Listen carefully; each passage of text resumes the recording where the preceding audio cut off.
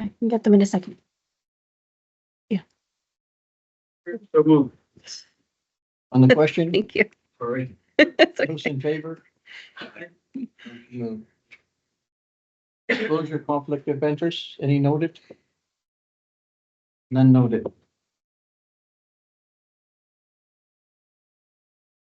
And a verbal update from our CEO. I'll do it while talking, while walking. Okay. First, I wanted to share just my excitement about the Canada Games announcement yesterday. A lot of energy in that room, and you know, I think it still is something quite unique that even the rest of the province can't wrap their head around, that an entire region has come together for this versus just you know, as a community to community. And I think we are demonstrating a new level of collaboration that you know, hasn't been achieved by other regions on something as contentious as regional facilities. So it is something that I'm very proud of, and I hope you all celebrate this in your own way, because I think you're part of that story that was being told yesterday by many people, by many speakers. Yeah. I have a couple updates here that I wanted to share with you, kind of related to our operations and some things that have come up recently.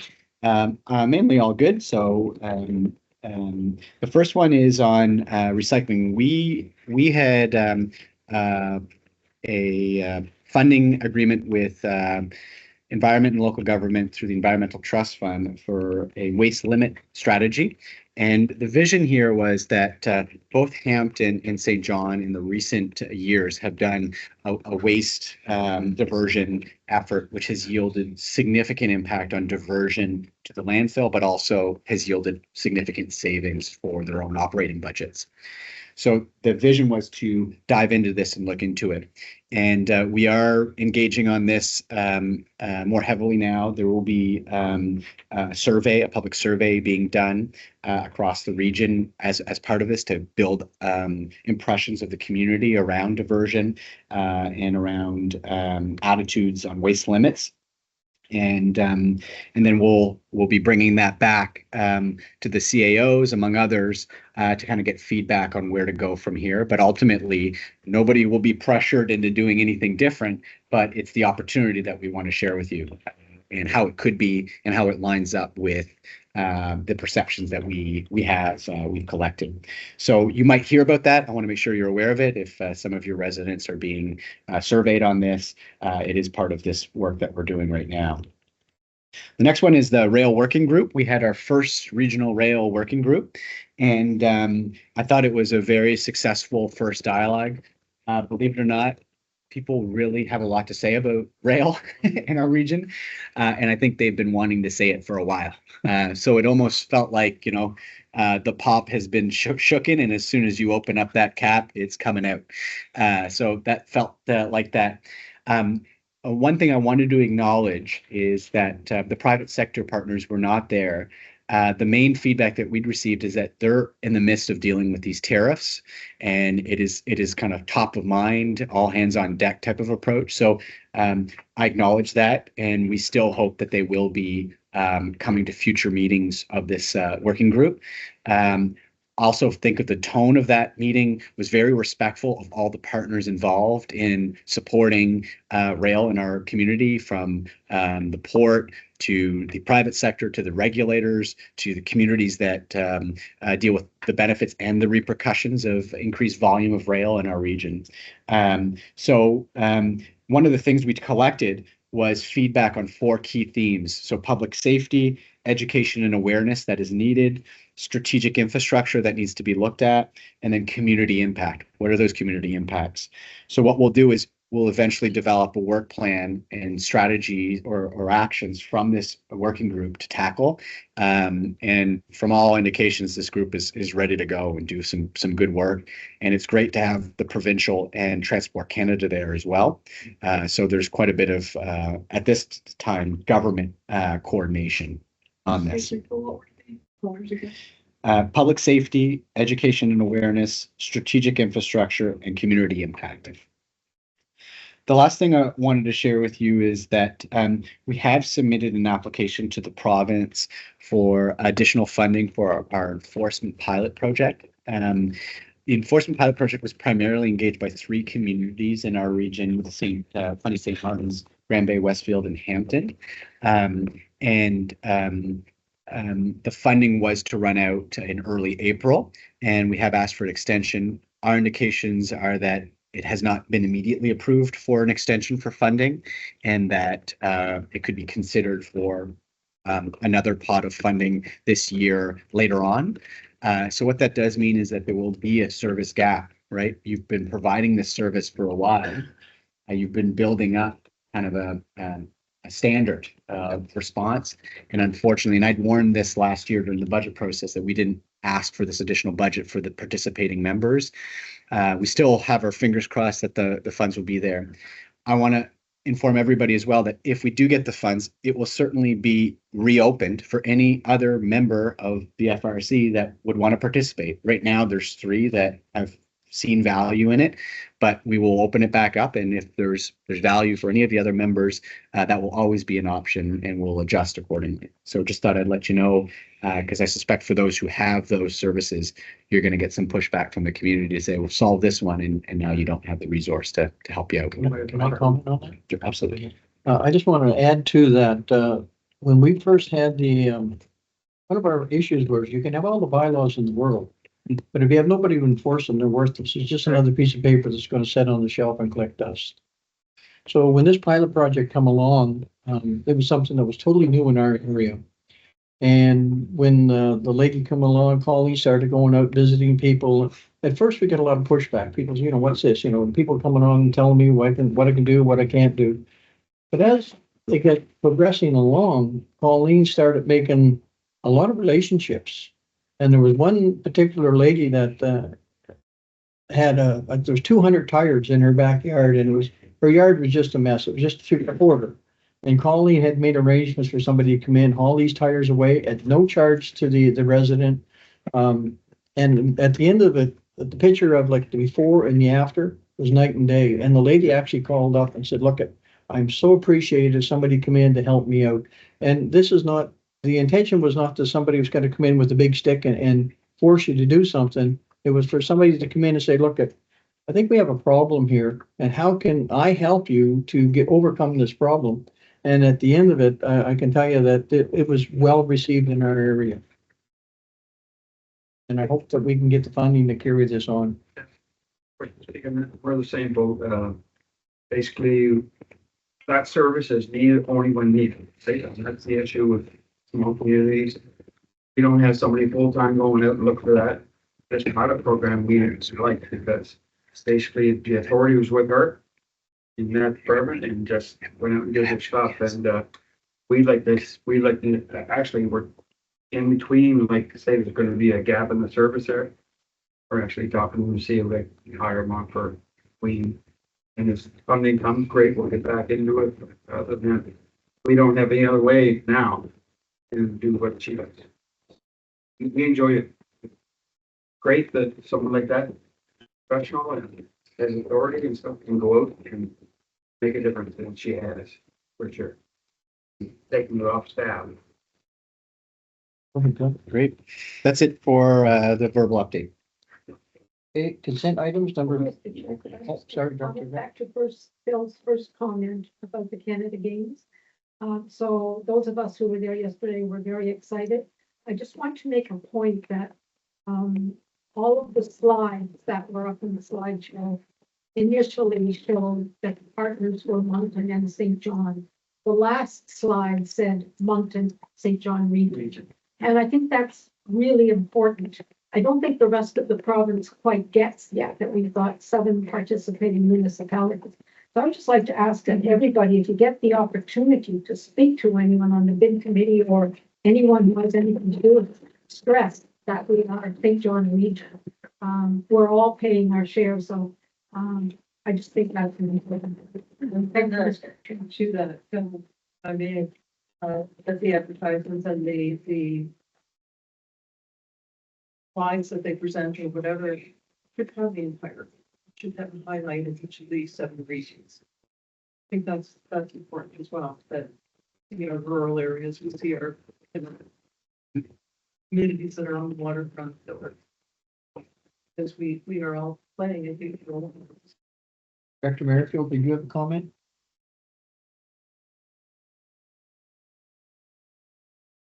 No, not specifically about the Canada Games issue. It would be nice to see an emphasis on the region as opposed to just the single municipality. But I think that has to do with educating the bid committee more on the participation of all of the region as opposed to just one municipal partner. So thank you. Where I did, as soon as it came out that St. John and Moncton, I did approach the executive director and ask them to focus on the region. So I'm kind of disappointed that the slides only said St. John, because I brought that to their attention from the get-go. Thank you. Okay, move along to consent items, planning, building inspection monthly report and CNEI community projects. We have a motion to approve. So moved. Seconder, on the question? Okay. Those in favor? Let me understand the process, this motion to approve. We didn't. A new member. Alexis. Those again? Thank you. Yeah, I don't know, you got AI running in the background. They're always listening. Item 5, Mark, I guess you're up next, Mr. McLeod.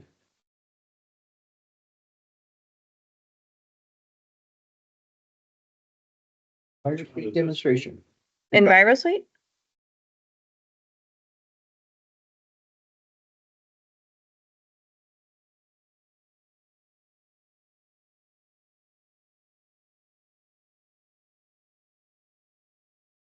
I'm trying to pull it up right now. My computer's just a little slow.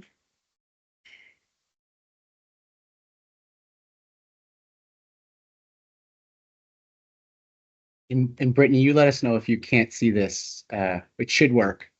Oh, Brittany's still here? Thought you were on vacation. I haven't poured myself a margarita yet, but it's coming. I would have had one in front of me. Sorry, hold You on. should have one in front of you, girl. This one. And it is on the wrong screen. Hold on a moment. Look, I told Libby earlier that I am IT, but that is incorrect. Can you see it, Director Merrifield? Perfect. Use the thumbs up. Perfect. Hi, everyone. Just as you're aware, last year we took the initiative to purchase an odor tracking system for the landfill, and it was called EnviroSuite. And we had them come in and present to us, and we set up. We'd been researching this material for about 12 years, and finally have implemented it. And so anyway, I'm introducing Samantha Cunningham, Sam for short, is our new environmental supervisor. And she's kind of taken the bull by the horns on this one, as it were, and has implemented the system. It is now live. And we still have a few follow-up things to close up, which you can highlight. But anyway, it's working great. And we have some really interesting slides to show you, and feel free to ask questions. But a lot of fun in there. Yeah. You have to say that. I can't. No, I can't wait to share with you guys what we've implemented here. So EnviroSuite, of course, is a monitoring system for tracking odor. So this is our weather station that we have set up. So one of the first things we do when we monitor this data is things like wind direction, maybe a PSI, the ceiling, and we collect that data with precipitation and everything that goes with that. And this is one of our monitors. So this has 4 different sensors on it, and we have 13 of them.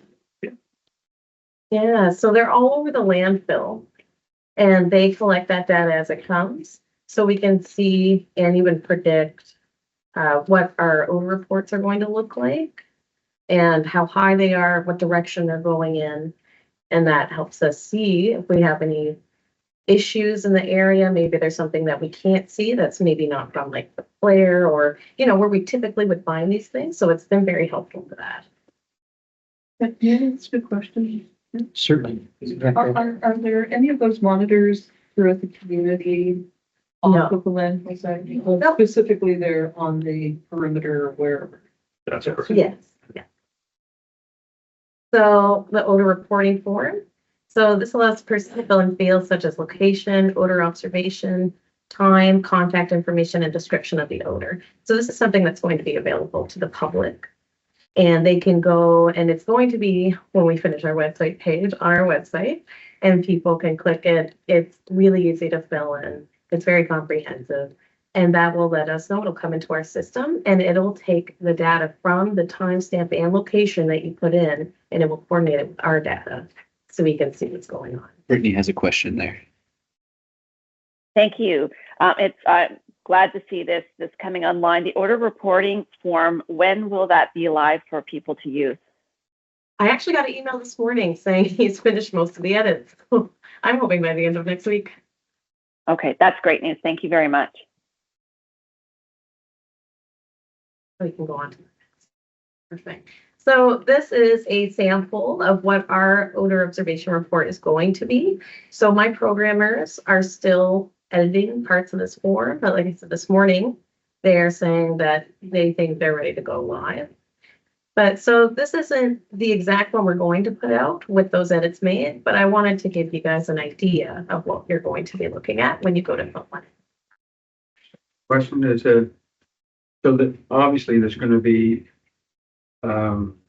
this form, there's gonna be a place where you put in a complaint or whatever. This is just an information one right now, right? Yes. Yeah, so basically they'll be able to go on here and, you know, basically describe where it was and what they're. She'll explain. So underneath of this, I think this might be a video that I put in. Is this the video? Nope, it was on the last one, so it should scroll down on the form.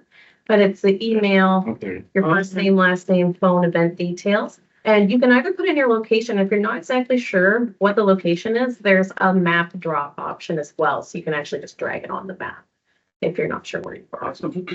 Yeah, it's a date, time, types of observations. You can rate your strength. You know, dislike, how much you dislike it. And then, So the event details, I mean, that's just gonna have a thing with an event detail. You have to click on it.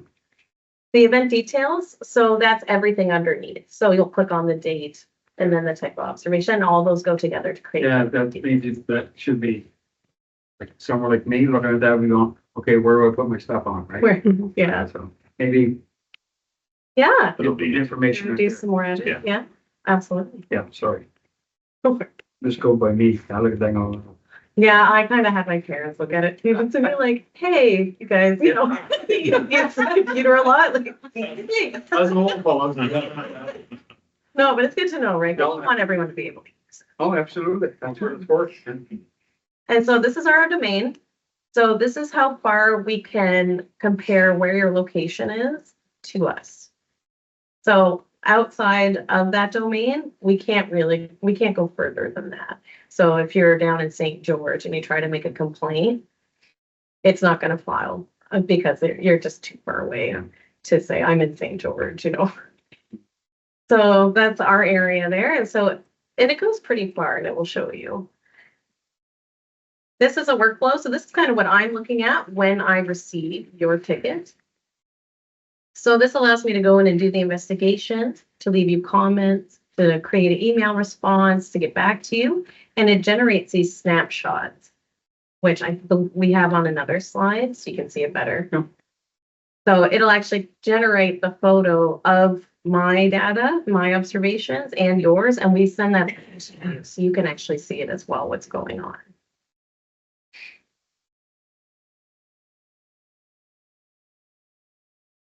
So this was a test ticket that I created. And so all the little dots on there, this is where I have put where I could, you know, smell the landfill. And each dot on there is a wind interval.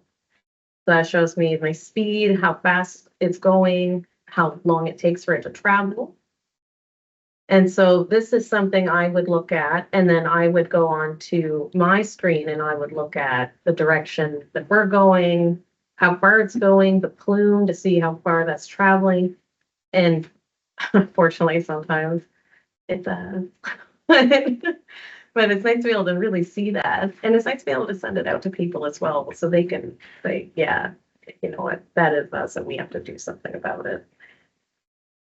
Jim, may I ask a question, please? Certainly. But I really like this. I like the use of technology and how quickly you're able to gather that information. Is it a 24/7 product? It is, it's 24/7. Even if you want to leave a call at 3 a.m, I can come in, say I was on vacation, I can actually come in like a week later and I can still backtrack all the way back to that. And I can still see real time and I can go back and see your complaint. If there's an incident tonight and you're on vacation someplace, is there somebody that will respond to tonight's problem? Yes, there is. Yeah. That'd be Chris. Awesome. So we have multiple users. So in the event that one of us may not be present, someone else can jump on and use this as well. And they will be taking it. And we all have, we're all registered to receive the email. So when you send in a ticket, I get an email notification, but so will, the operations manager, so will someone else, and we can see who has responded to it. So it'll track who's responding to it and it will queue us so that we know that this is being taken care of and we don't necessarily have to wait to see if the other person's taking care of it. So it's a lot like being a mayor, 24/7. Well, we have a similar product and sometimes it's 211. People just go to our website if there's an incident at a corner or a beach or wherever. They just poke in the coordinates and it's responded. Oh, cool. Interesting. Didn't know that. Maybe I'll check that out. So modeling and forecast. This is something that I look at very often. So this shows the wind direction and those are the arrows that are coming down. Of course, I have a drop down that'll tell me like the degrees of the wind and that sort of thing, but I prefer looking at the arrows if I can. Where to show the speed or how? So the speed will be either on the top or under. So under this, this is a snapshot that I've taken, but there's a bar down at the bottom and I can actually expand it. And it will tell me that's where the degrees are. That'll tell me the wind speed. So that'll be in there. And you can see that there's different colors. Sorry, my bad. Okay. So you can see that there's different colors on the plumes. Yes. So this lets me know what the concentrations are in that area. And if I were to expand the other bar, the one that says odor forecast, you see there that is underneath module. So if I were to open that up, which I don't think I did for this one, but it would have my, hydrogen sulfide and what the levels are. And it takes all 4 of my different sensors and it creates the odor in meters cubed forecast. And it'll also expand and show me all my different thresholds and it'll color coordinate so I can know exactly what that color means. Now can I get? So this is a picture without the plumes. So this was a really good day that we had, and I thought it would make an awesome snapshot. So as you can see on this one, each one of those is my monitors, and the circle with the 15 in the middle, that's my weather station. And right now, or at that time, we were at 0 ppms for hydrogen sulfide all across the landfill. You go into the picture? Right? I was so excited. Yeah, so here's me showing you around. So this one, VOCs.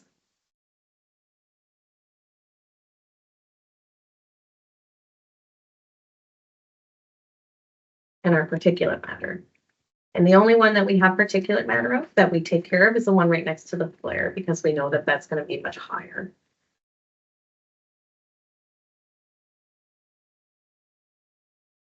So here's a little bit more about that drop down bar. So weather station data, I've got my temperature, humidity, pressure, solar radiation, wind direction, wind speed. my battery and precipitation.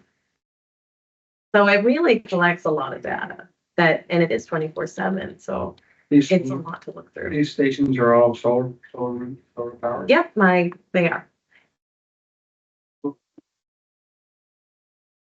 And so this is a picture that I had taken when the flare was down.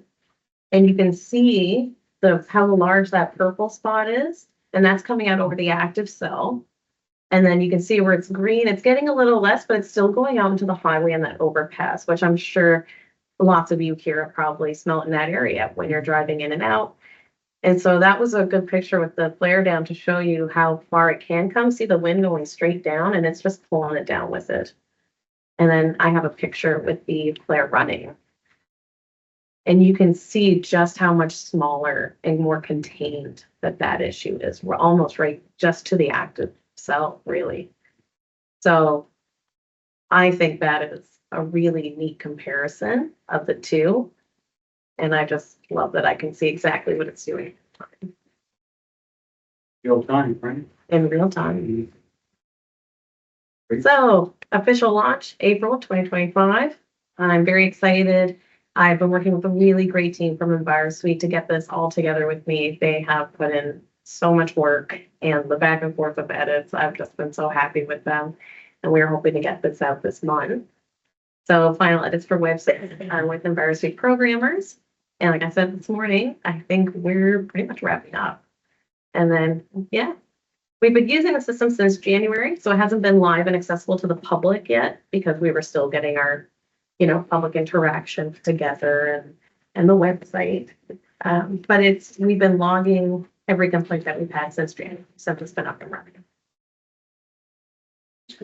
Motion to receive and file? Accident question? Yep, we'll second. We do the motion to receive and file Interest groups.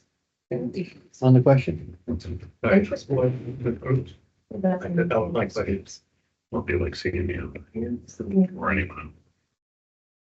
Maybe I already know.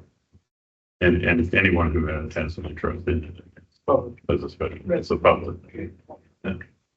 Might be a school, might be a BCC, could be any. Yeah, we have had questions about how we might be able to use it when we collect the historical data to maybe create different trends. And at that point, we'd probably be engaging even people that would come in to look at ways to mitigate it further and maybe even use it for other uses. Even BSJ has started to do environment engineering. And so we've been as well, so. Anything further on the question? Mr. Chair, I have a question. Go ahead, Director of Merrifield. Thank you.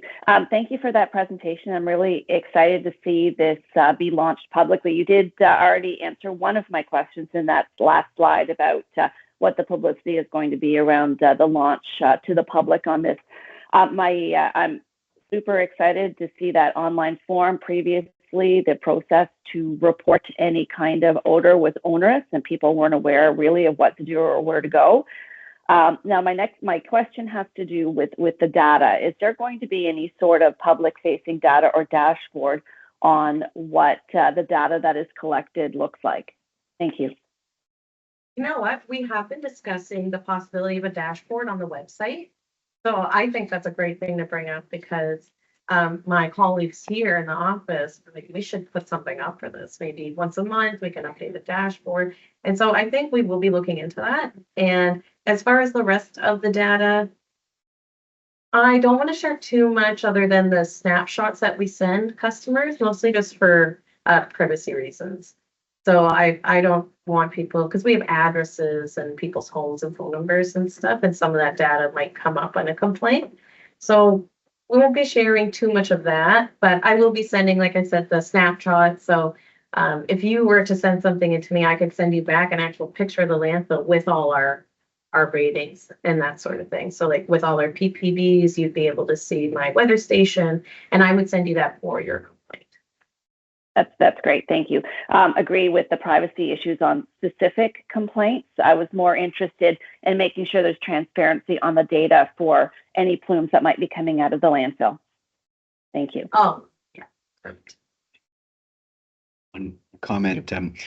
One thing that we discussed that I thought is important to share is that we're doing this for the landfill, but there's other odors in this world.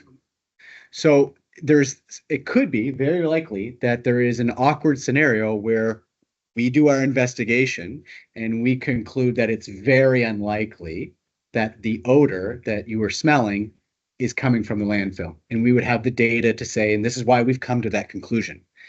But as a user, so the person who's made the complaint, we're not saying that the odor doesn't exist, right? But we can tell you that it's probably not the landfill. So that user can say, I think you're wrong.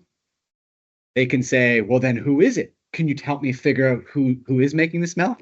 We don't have that capability. We haven't put these across the entire region. We don't have it's not smart enough to say it's coming from, this farm down the road, or I'm just making it up. I don't think that exists, but I don't think we want to get into that. Yeah. Yeah. So anyway, but it's just to let you know that it doesn't close the book completely. You can still have the odor, and we're not going to tell people you're not smelling that. That's not what we're doing. We're just saying we're pretty sure it's not the landfill. Yeah, so we're just qualified whether or not we're in that race. And sometimes we are. But I'm hoping with being able to monitor all this data that we'll be out of it less. And Director Doucette? I would just like to say that this is definitely a really solid move forward to be open to the public of, we're wanting to know where things are, fix it too. And we hear you. So them able to go on this and put that in, I think it's really a strong move forward for that. It's to be open, right? Director O'Hara? Yeah, and I think it's evidence that when we do hear complaints, we don't just file them away, that there is action taken on them. And I think it puts minds to rest when they know that if there's a solution. So I mean, it's kind of like, if we hear the problem, then we try to fix it. So this is a response to that, and congratulations to your department for doing that. And just on the thing that Phil spoke to about an odor coming from elsewhere, there are farmlands that use like a liquefied manure, and it is a horrible stench. And it's used in our region. So, and it's the other extreme of where the landfill is. So there's a lot to be said for that as well. So I'm glad that it is encompassing everything that is within the landfill site. So I think it's wonderful. Thank you. Director Merrifield? Thank you. Just wanted to express my thanks for the support of the board in funding this particular project. I know that it affects the citizens of Grand Bay Westfield, the rural district, and the city of St. John. We didn't have to have that support. We didn't have to allocate this money, but I truly appreciate the support of the board in moving this forward. I just want to have that on the record. So thank you very much. Director McKenzie? Yeah, just on that, I mean, this is really moving the bar, I gotta say, when we talk about outcomes, of what we're doing. I think that this is a real good outcome, to be able to tell people, this is what you're smelling, this is how long you anticipate, whatever the case may be. It's showing people that we're, very active, so I appreciate it. It's really important that we build that strong relationship with the community, and I think that's going to be a great way to say, I'll show up for you. Anything further on the question? You've heard the motion to accept and file. Those in favor? Aye. Those against? Motion carried. Thank you. Community Development Needs Assessment Action. Brenda? You sit here. You're gonna see. Does it matter? No, you can sit where. Oh, okay.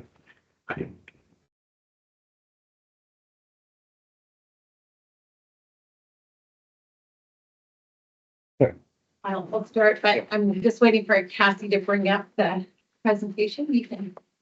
Oh, she's I'm trying. Mr. Chair, before the next presentation shows up, and I interrupted, I just want to let you know that I am going to leave the meeting now.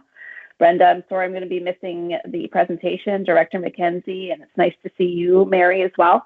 I'm going to continue with my family vacation, but thank you, everybody. Thank you, Director Merrifield. That's more Thank you. important. Go ahead. Have fun, Brenda. I'm so sorry, Brenda. I am trying to find it and it came up as a PDF. Okay, Found it. I'm using it. So I'll get started. Well, Cassie is bringing it up. First of all, I just want to introduce, we're doing the same thing as last time. We're dividing up the presentation. So I have here with us today, so John Mackenzie is the chair of the Community Development Committee. So he'll be supporting this presentation. And then our vice chair is Mary Schreier. For those of you who don't know, but Mary is the deputy mayor in Quispamsis, and of course has a strong background in many of these topics with having been the Minister of Health and the Minister for Social Development as well in her background. So, and then our Community Development Committee as well, I just want to make a mention to as well, brings some really strong leaders from around the region. We have the CEO of the YMCA, the executive director of the United Way, we have executive director from One Change. So am I missing the Monica from executive director from BCAPI, and then Julia, who is the Canada Research Chair with the University of New Brunswick as well. So a lot for housing, yes. So lots of expertise coming together at this. The other person here at the table with us, of course, is Sari Labelle, and Sari was the consultant who did a massive amount of work on this project. So we're here today to bring forward where we are and our action plan, where we are covering this on a high level, but the details are in this presentation. There's a link to the draft copy. What we're doing is we're bringing it forward as a draft. Then we have a month basically for any additional comments or feedback on the draft. And then next month we'll be back open for the final approval. If there's any changes, we will update it over the final.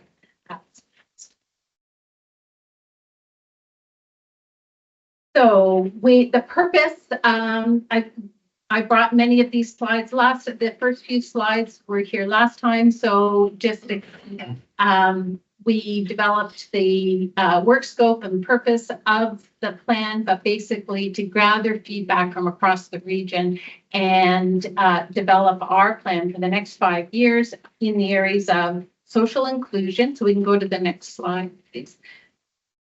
Social inclusion, affordable, healthy communities. We grouped those two together, and affordable housing and homelessness. And those two obviously are grouped together as well. We came out with clear definitions to help guide the planning process. And next slide, I'm going to take us into the actual timeline and the work that went into this project. So we started in earnest last September, where we oversaw 54 different surveys and reports. There's all kinds of background work that has been done in these areas, and that's where we started with the work that has been done across the various different mandates that touch into community development. From there, we were looking at the work that any gaps, recommendations. So many of these reports come forward with recommendations and aren't carried through. So again, those were brought forward, things where things have been moving, where they haven't been. And then we moved into the stakeholder interviews, which over 60 interviews were conducted. And these were all done one-on-one with all municipalities were interviewed, looking for needs within each region as well. And then on the two different topics. During that time, we're going to stay back on the timeline process. During that time, the committee was meeting monthly. Sarah was coming back with all of the various reports and the committee looking for alignment and gaps as we move forward. We brought that to the CAOs. Last month, we were here with what we heard and with a little bit of a teaser on the direction that we were headed in the topics that we wanted to touch on for community development itself. Ready to move on. So last March, on March 15th, the committee was together. They made a recommendation to bring forward the draft to the board of directors for consideration. And we have in this draft, we have the 4 planning pillars. Across those 4 planning pillars, there are 12 goals, which we will get into today, those different goals under each planning pillar. And then underneath each planning pillar, we have 24 initiatives, which we are not going into. You can rest assured, we're not going to keep you here all day. This is, just keep in mind, this is a 5-year plan for community development. And now I'm going to turn it over. Oh, no, one more. Keep going. Across these goals and initiatives, you'll see some themes threaded throughout with the actual in those initiatives. So some of the initiatives involve planning and coordinating with our community partners. So that convening and facilitating and looking for the steps that we can take moving forward. Resource sharing. We will be the host in many of these different areas of a lot of information and sharing of best practices, looking at how we can bring that across the region as well. Looking at advocacy and maximizing the funding and investments in community development. And again, how we can support these various projects that are moving forward as well. And then the final one is to improve service delivery and outcomes across the community and our partners. And with that, we move down into a little bit more detail to John, who's covered the housing sector. Thank you, Brenda. So affordable housing has 3 parts to it. Accelerate and increase the development of deeply affordable units across the region with priority focus on NGO and cooperative housing, and increase seniors housing across the region to meet each member community's specific needs, and collectively set and monitor housing asset goals and progress towards these goals across the region with a priority focus on developing more mixed income neighborhoods. And there are 6 initiatives to move the affordable housing goals forward. And the FRSC can play a role in looking at a regional approach to accelerate development timelines. We will explore bridge funding solutions with key partners and how to streamline funding deadlines and applications. Currently, development timelines are 3 to 4 years. Another will be to convene partners to develop for seniors housing, from small independent living developments to 1 to 2 additional full care facilities. The next one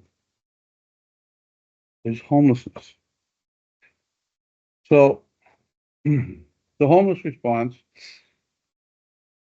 has 3 areas. Respond to the current homeless crisis in the region by supporting the implementation of the St. John Housing for All strategy.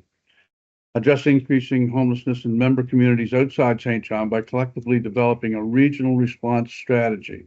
Explore governance structures to respond to the crisis, and create a regional emergency preparedness plan. And work towards developing and implementing a comprehensive strategy for the Fundy region where the homelessness is rare, brief, and non-reoccurring.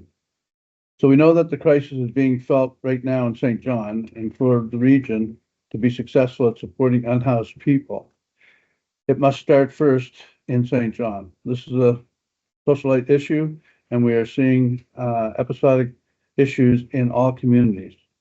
The second goal is to work with the other member communities to develop a regional approach. And finally, the third goal is to look at the long-range picture. How can the FRSC create a region where homelessness is rare, brief, and non-recurrent? I'll pass it on to Amy. Thanks, Johan. Hi, everybody. Thanks for having us today. So my section here is on social inclusion. And so before we get into it, I just want to assure everybody that we look at this as a lens as everybody is at the table. It's not just municipalities. The government has to be at the table.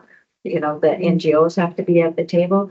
Or business has to be at the table. There's a lot of components in order to look at social inclusion and how we're going to tackle this unbelievably big issue. So when we looked at, as Brenda had mentioned, there's some threading going on. And first thing that we heard a lot about was transportation, recognizing there is a transportation committee, which I believe Mike Bigger from our community sits on. But we still have to work with them. We still have to have that engagement, that talks with them on how the transportation might roll out and where it goes first at the most vulnerable, and lots to flush out there. Then we get into improve access to services for persons with disabilities. And, you know, we're talking about as not only persons with disabilities, but as we age, our ability to walk or to see or to hear or whatever may diminish, may not be what it used to be. And we know that our communities are aging. So who are the contacts that we can work with right now? So as New Brunswick, there'd be great resource. Those are the type of people that we want to be able to reach out to. And the other thing is being able to talk to our municipalities. I know in the town of Rothway, they have the designation age-friendly community. But maybe not every community could do that, but what are the benchmarks that we could take out of there and say, well, we could do that and we could do this. Maybe walking needs to improve, our sidewalks need to be a little wider to accommodate wheelchairs, not just so the person walking on sidewalk. So, and then we went into improve engagement supports of inclusion. That's for the seniors, and then advocate for equity, diversity, and inclusion. So that is a tough one. It's tough in that it's never been talked about a lot and how we go about doing that. And so who are the partners? Like Crude, it would be a good partner. I don't know them all off the top of my head that know that space. I went to a meeting a year ago, and Crude put it on it, and I thought, where do all these people come from? I've never met them before. And the dialogue was great. And so it's a matter of educating ourselves first, making sure that our staff are educated, and making sure that that goes down to our residents about inclusion, diversity, equity, and that people have a good understanding of that. Then the next one is healthy communities. And of course, you can all know that this is a big one as well. Where do we fit as a Funday Service Commission on healthy communities? So I looked at a couple of things, and we've got to make sure, in order for our residents to have a healthy lifestyle, what are the barriers that are preventing them from getting to that healthy lifestyle? They could be full participants of what's happening in their communities. And we know barriers such as, if you can't get a childcare, you can't go to work. So how do we advocate? Maybe it's a low-lying fruit that we can go to. How advocate for more early childcare spaces? How do we advocate for additional community clinics where people could, the number of people without doctors can walk into a rural area and have a community clinic available to them. What does it take for us as the funding, as I've always want to call funding, the Regional Service Commission, to make that advocacy happen?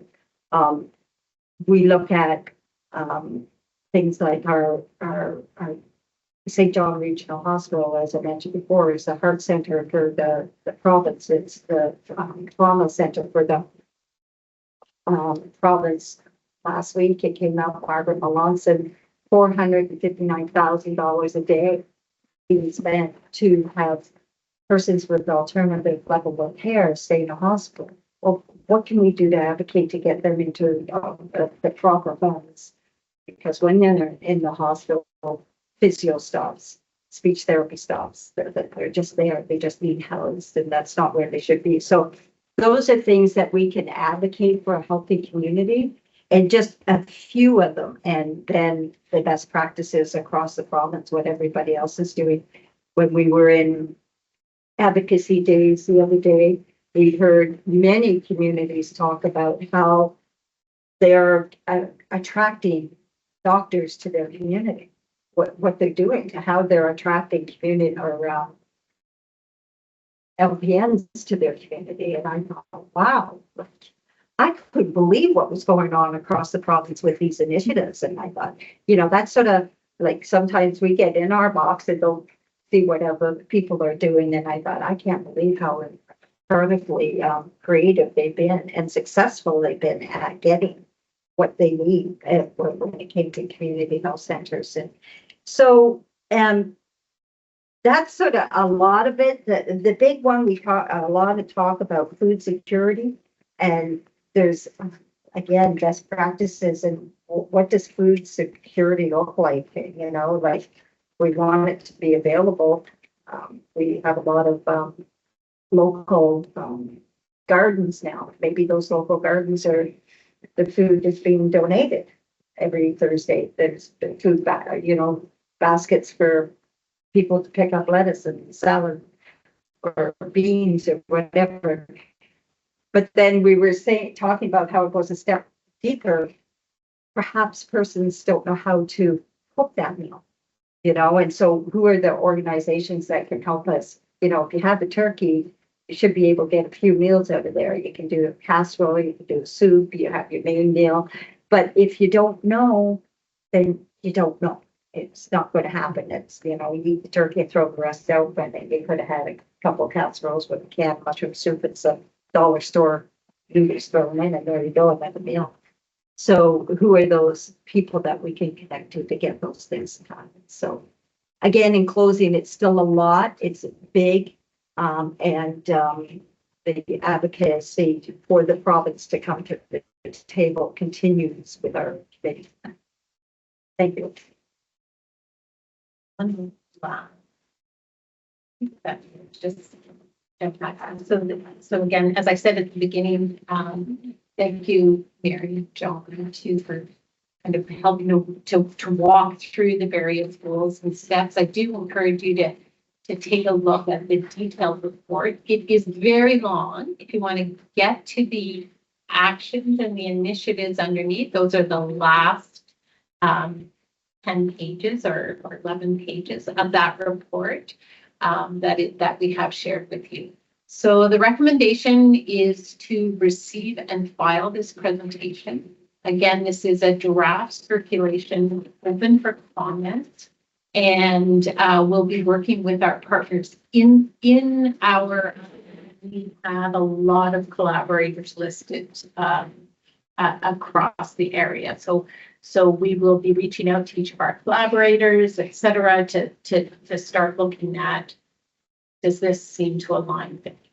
Should I have a motion to receive and file Move to receive. on the question? On the question, O'Hara? it seems that there's a lot of running between provincial and municipal and rural areas. That some of this is just out of our scope of what we do as municipalities and as rural districts. So I'm wondering if at any of your meetings, do you invite somebody that represents community development at the provincial government level and say, come here, what we have created, we'd like to present this to you. And because we need your input, we need your financial support. And some of this just is challenging for municipalities to, so do we have input from them? Like, are they an active player? Once, I don't know how often you meet, if it's a quarter, once a month, or it's often, but I think that there would be value in having somebody from that department come down so that you can say, here's what we've accomplished, because you've accomplished a lot, and thank you for that. I certainly appreciate all the work, hard work that you've put into it. But it still makes my heart pound because it's a lot for communities to take on. Absolutely. So we have set up, yeah. Can I speak to that for a sec?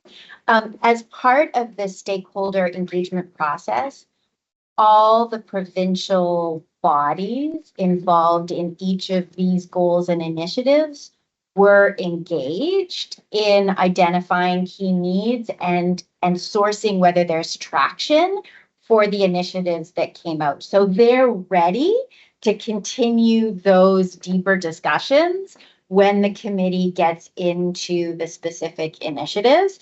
So that's what I want to say. They're already at the table. Nothing in this has come from left field. If it's provincial partners or federal partners or community organization partners or business leaders, they've been brought into these discussions so that when the committee and staff move forward on each of these, they're ready to be at the table to figure out how are we going to move this forward. At the very onset, it was very clear this is new territory for the municipalities and for the Service Commission. And so it was impossible for them to do it alone. So to your point, they've already been at the table and they will continue to. I'm happy to hear that because as we know, St. John region and the city of St. John particularly is the highest rate of poverty, I believe, in Canada at our city. So I think it's really important that we keep government. Yeah. And we have set up, we have set up we're meeting with the social development administration. That's we're in the midst of securing the date to meet with the meetings also. Thank you. So absolutely. Yeah, we've been, some of us have been down this road before. And that's why I always say at the first, when I present it, that it's not just our issue. It's the province, it's the city, it's municipalities, it's business, it's nonprofits. We've all got to come together. This isn't going to be solved by us. And the provincial government has the division of ESIC, and they've been involved with this process as well. So just getting the minute, we tried before to get it moved down when we were first mandated with it, but it was governments were changing. It was like you all know what it was like. It was a real mishmash of what was going on. So last week I was able to make contact with Minister Miles, and she said she'd be absolutely pleased to come down with her team and sit with us and go through things. And so that's encouraging to know that she's going to be here.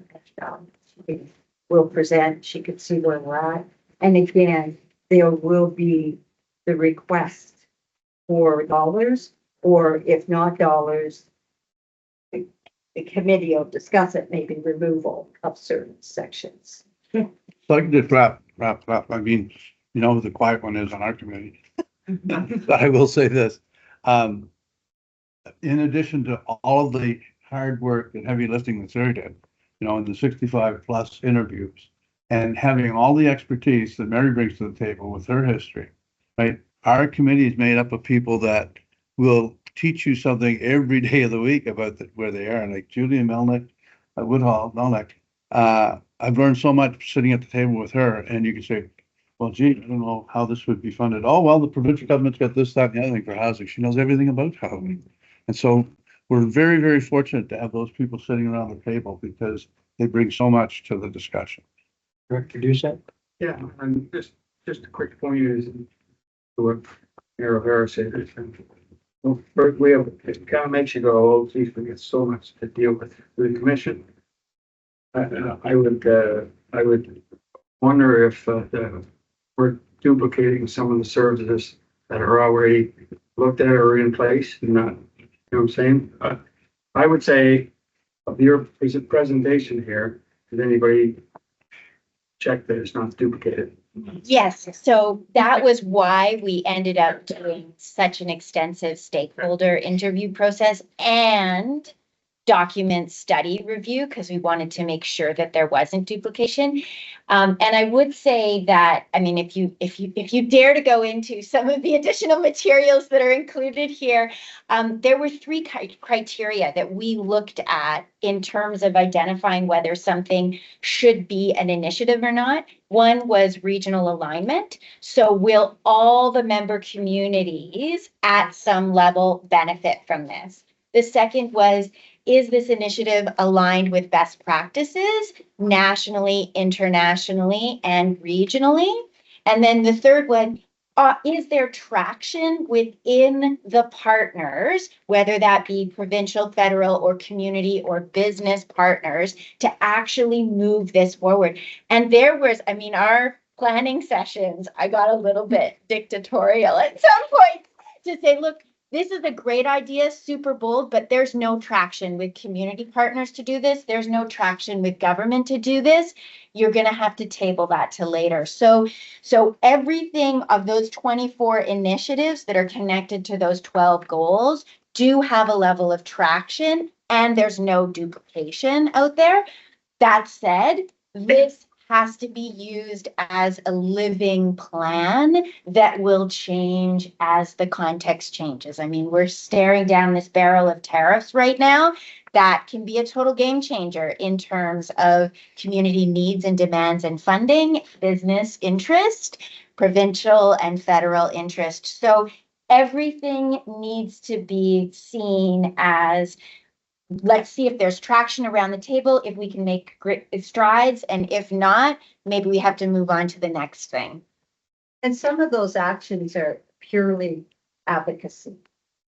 You know, advocating for more long-term care facilities in the greater St. John region too. And then once they come out of the hospital, encouraging the hospital not to fill back up again. Like, so it's not all into the nitty gritty. It's working with the groups with what they're already doing and just throwing our support behind it as a region that, yes, that needs to be addressed. So thanks for doing this. It's obviously a lot of work. I have one more question statement. In Hampton, we are age-friendly community. Is there any involvement with them too? Yeah, absolutely. Yeah, in fact, the executive director lives in our region with the age-friendly communities. But yes, we have 3 or 4 communities. There's Three that are officially designated with active committees. And I think the executive director is in the Fundy Rural District. I met with her 3 times, I think, in this process. And again, if you dare to go into those 100+ pages, there's a list of criteria around age-friendly. A lot of the initiatives are related to age-friendly initiatives because the reality is, I think 42% of our population is 50 older. So we've got a real, It's important to note though, that every community does have a designation.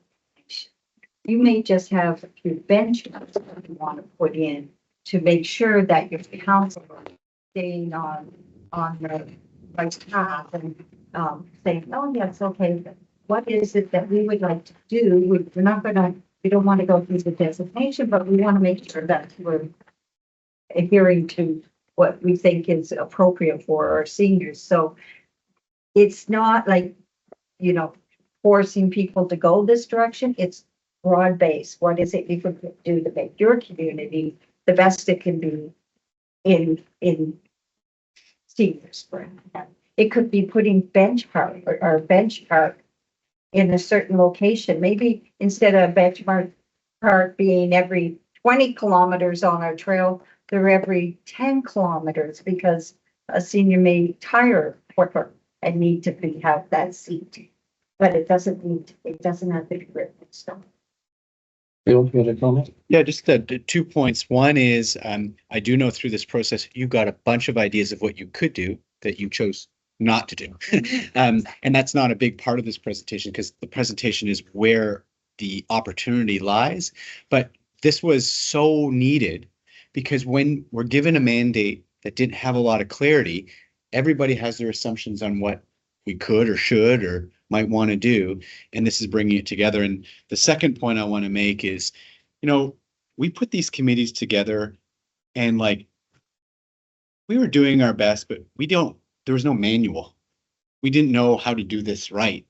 And even this committee, like you could assemble a committee on community development with 60 stakeholders and there'd still be people calling you saying, why am I not on the committee? Right? So we eyes wide open, we did this.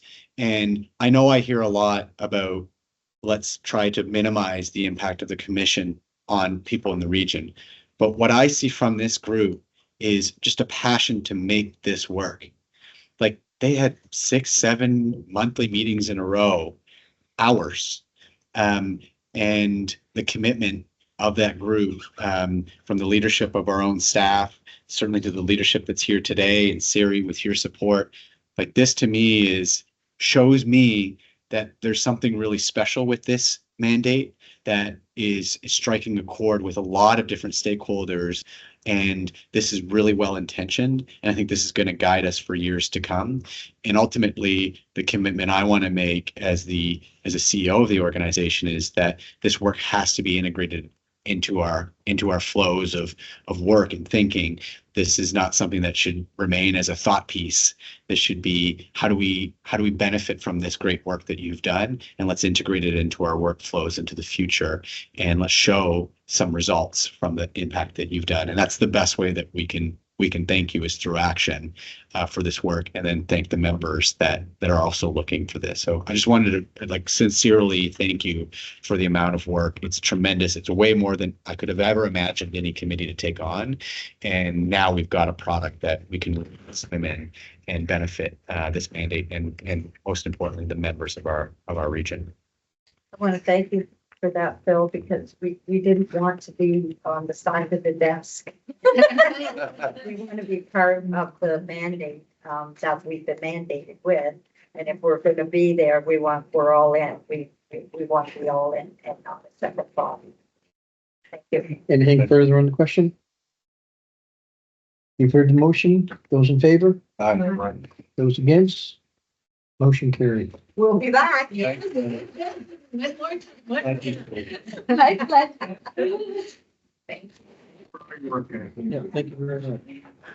Item number 5.3, update funding regional strategy, 2026 funding regional work capital. Yes, this will be very quick. This is the process that we've outlined to proceed with the update to the funded regional strategy, which will happen in June, as well as the 2026 work plan.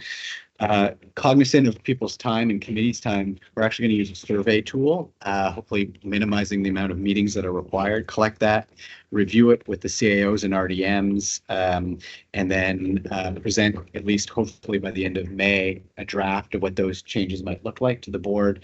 And then again, with the goal of ratifying that in late June. So it's pretty ambitious to have a regional strategy updated and a work plan for 2026.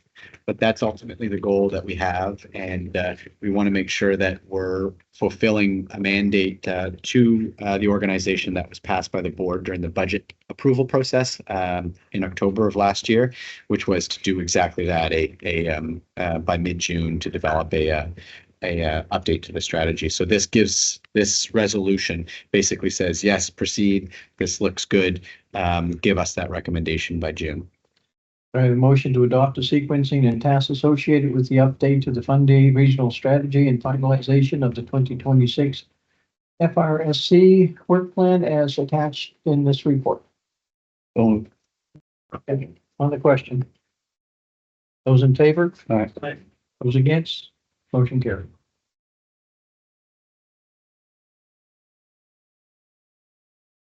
Item number 5.4, 2026 budget development. Yeah, thank you, Chair Bedford. So we do this every year. This is gives you a little runway predictability about how we're developing the budget this year. The document outlines same criteria as last year. So we do have 7 criteria. There are some updates to those criteria because we're doing things a little differently this year with the 2026 work plan that will certainly inform the budget, as well as the updated regional strategy. On page 3 of 5 of this report, you'll see some drivers and variables that are important to consider within the budget. I would like just to acknowledge a few of them. One is fiscal reform. What that means for local governments will impact your ability to pay or your inability to pay, of course. The other one is the Regional Services Support Fund is within scope of fiscal reform, and it is my understanding that they are going to eliminate $500,000 from that fund. They've also replenished, from my understanding, that these funds for RSSF used to come out of the grant that you were getting from the environment and local government, and that they're replenishing that. So it's not one against the other. You'll have that fund and you'll have the RSSF. But what it does mean is that the RSSF is likely not to grow any further. We were expecting it to grow from 3 to 8% in 2026, and then again in 2027. So this might cut our runway shorter in the expansion of that fund. It will not eliminate the fund. There's no discussion on that. The other things to consider for next year also include this advocacy we have with the province on improving access to additional funds or relief for the cost of regional facilities capital. The other one is the Aquatic Center Enhancement Study, and the next steps on that. Expenditures are expected soon for the capital upgrade. So that would be something to look into. And then lastly, smaller, but something to consider for 2026 is that it will be a transition year. A new board of directors of the FRSC will be appointed in 2026. It could be all the same members, but it could also be different members. And we will have to allow some time and funds to support that transition and orientation of that board. And then there's a timeline that breaks down all the steps that will guide us. So please reference this if you ever have concerns about the development process or where we're at. But this is a good standard practice for us to develop a strong recommendation to the board that's predictable, fair, and consistent with the values we have for it. Can I have a motion to adopt the 7? We're talking about the RSSF. Did I understand you correctly to say that they are reinstating the core community grant? Yeah. Did I Yeah. understand that? So from what I understand, the recent announcement is, and I think we're going to get clarity in May when they do public accounts, is that one of the big pushbacks was that why are you taking money from local governments to fund our regional service commissions? And from what I understand, the portion that was used for local governments is going to be replenished. So it's about $18 million that would go back, and it can no longer be seen as taking from one community for regional based initiatives, and they'll live separately. So it'll be 2 separate funds. But ultimately, the big question, Director Grant, that everybody's looking for is, where's this 200 million? And that has not been announced yet.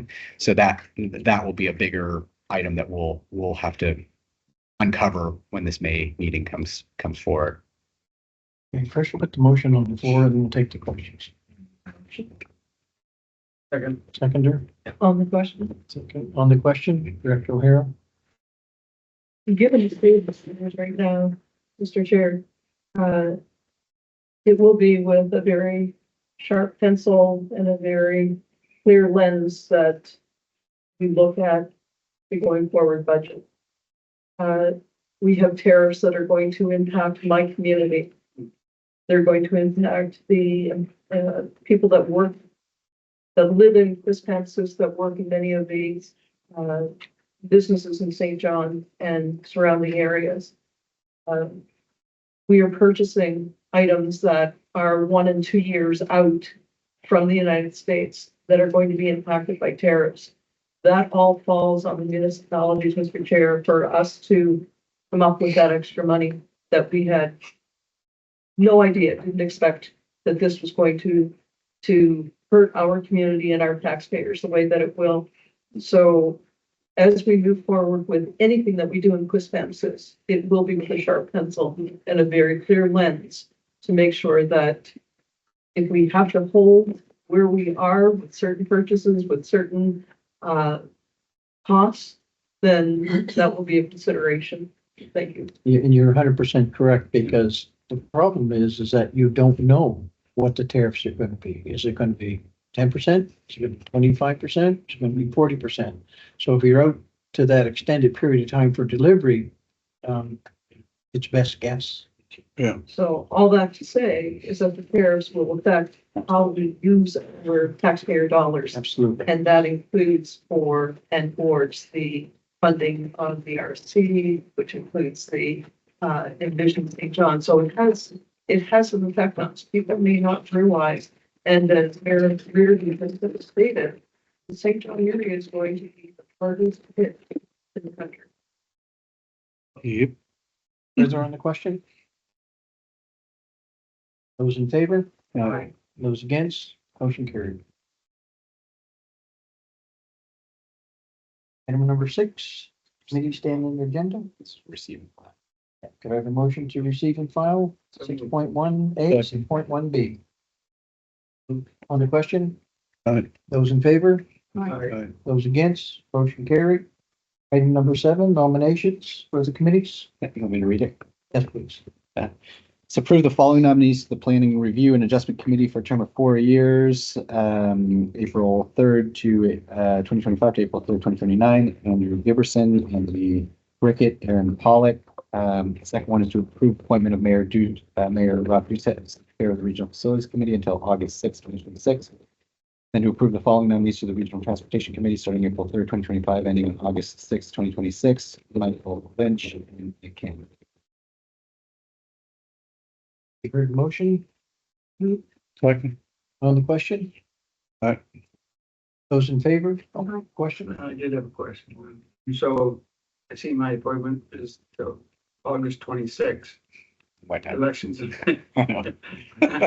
I know. Whatever the values I did. You got to win that election. Or go enjoy life. I don't know. Anyway, I just. You heard the motion, those in favor? Aye. Those against? Motion carried. Time right now is 11:55, meeting adjourned. So moved. Okay. Thank you, folks. Thank you. See everybody else, please watch them.